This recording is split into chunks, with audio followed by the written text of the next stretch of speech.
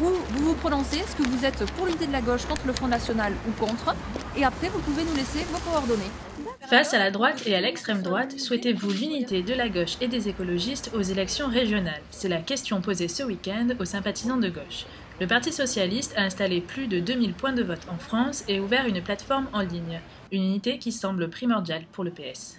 Aujourd'hui, ces premiers sondages, en particulier dans la région PACA et dans la région du Nord-Pas-de-Calais, nous laissent malheureusement augurer le pire.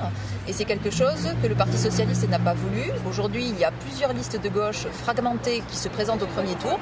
Nous souhaiterions vraiment que ce référendum affirme pour le peuple de gauche qu'il puisse y avoir une union dès le premier tour. Le parti a mis en place le même système que pour ses primaires de 2011 afin de protéger la validité du scrutin.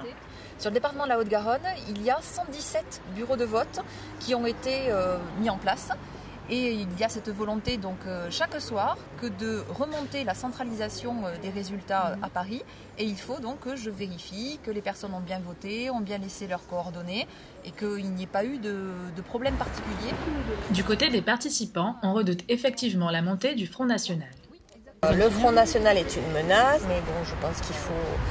Je vois plutôt que la nécessité pour que la gauche se reprenne, propose des idées.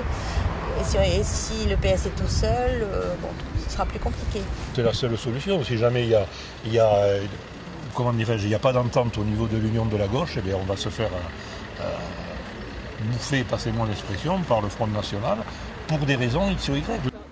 Rendez-vous donc aux urnes, du moins les 6 et 13 décembre prochains pour les élections régionales.